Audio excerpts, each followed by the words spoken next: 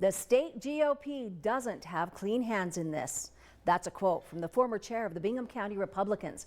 This as a reaction to the court ruling surrounding their July election for a new chairman circulates. Local News 8 broke that story on Friday. Our Seth Ratliff joins us with more. Seth, what did you find out?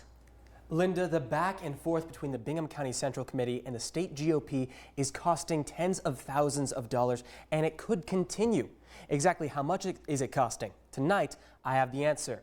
Last night, the Bingham County Republicans acknowledged their election was invalid after Friday's ruling by Judge Simpson. The decision comes after months of long battle between the Bingham County Republicans and the state GOP.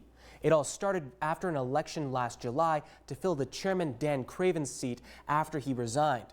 Matt Thompson was elected to fill the position. However, the Idaho Republican Party said the election was invalid as Cravens' seat was not yet vacant then, which meant the election broke the party's bylaws. But according to Ben Furman, the election ruling was only a piece of the puzzle. He says Simpson's decision was also demonstrating that Dorothy Moon and the Idaho GOP acted in bad faith in its dealings with the BC RCC, which he says was a larger issue. Whether we had the election correct or whether we didn't have the election correct, we never once got any bit of communication from them one way or the other. A phone call would have solved everything, but we never got that. On September 5th, we finally got her ruling that we had done everything wrong and she had to come and redo it.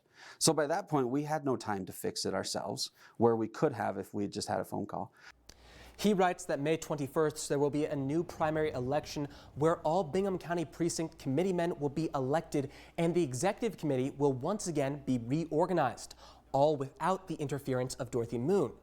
But according to the Idaho GOP lawyer, that election would also break Idaho law. State law requires the chairman, the incumbent chairman, to notice that meeting. What does that mean? That means they can't elect officers, they can't elect delegates. I was able to get in touch with the man behind the initial election, former chairman Dan Cravens. He says the situation has been blown out of proportion. Especially dealing with the state party, as it becomes very, very contentious, not just in Bingham County, but in other counties. And there still is a high level of distrust between a lot of county central committees, from what I hear, where there's worry that state chair will come in and try to reorganize their party to get folks that are very much more favorable to her point of view. According to Cravens, there has always been a fight between what he calls Reagan or traditional Republicans and the more libertarian wing of that party. It seems that fight may have cost Idahoans thousands of dollars. Ben Furman of the Bingham County Republicans tell us they voted 18-3 to send $10,000 as a retainer for their legal bills with this case. He says other members may have also sent private donations. To clarify, that's not payments in taxes. The money comes from funds raised for both the Bingham County Republicans and the state Republican Party. And that's just their down payment.